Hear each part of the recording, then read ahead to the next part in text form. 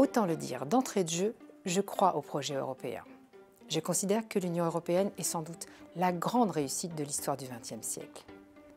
Pour autant, cela ne me rend pas aveugle. Bien sûr, nous faisons partie des premières puissances économiques mondiales. Nous sommes un ensemble de 500 millions d'habitants, d'une richesse et d'une diversité culturelle incroyable. Bien sûr, nous avons connu la plus longue paix de l'histoire contemporaine sur le continent. Et pourtant, je vois bien le désamour que mes concitoyens portent à l'Europe. Comment expliquer ce paradoxe? Et que peut-on essayer de faire pour le résoudre? Un peu d'histoire pour le comprendre. Tout avait pourtant si bien commencé.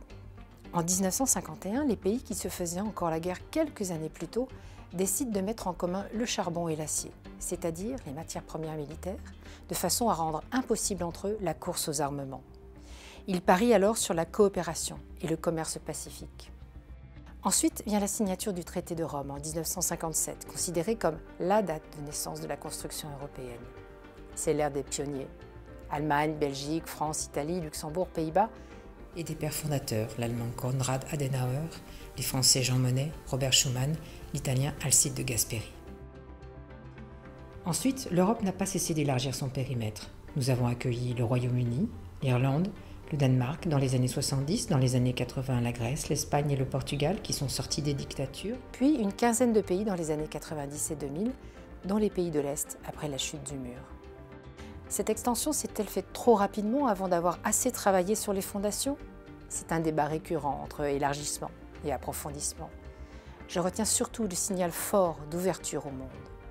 En 1992, avec la signature du traité de Maastricht, la communauté devient une union qui dispose d'un marché unique, d'un espace sans frontières intérieures et qui construit une monnaie commune. Les partisans de l'Europe veulent mettre en route une union toujours plus étroite. Mais à certains moments, quelque chose se grippe dans cette belle machine. La date qui vient en tête est celle de 2005, avec le rejet du traité constitutionnel.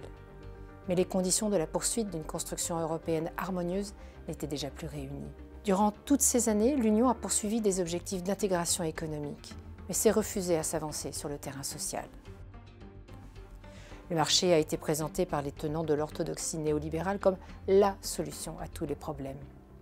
Cela n'a pas suffi pourtant pour venir à bout du chômage de masse que la plupart des États membres ont connu et connaissent encore. Au tournant du siècle, les crises se sont succédées. Crise des subprimes, crise de la dette grecque, crise humanitaire.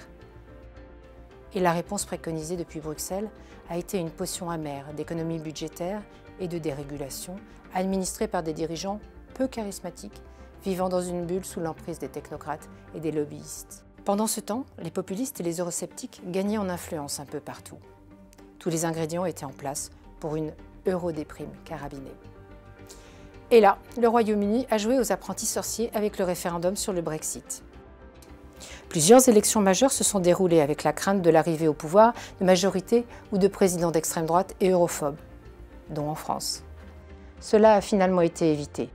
Avons-nous touché le fond de la piscine? Allons-nous maintenant remonter d'un vigoureux coup de pied? L'avenir est encore à écrire. Mais ce que je sais, c'est que l'Union a besoin d'un second souffle.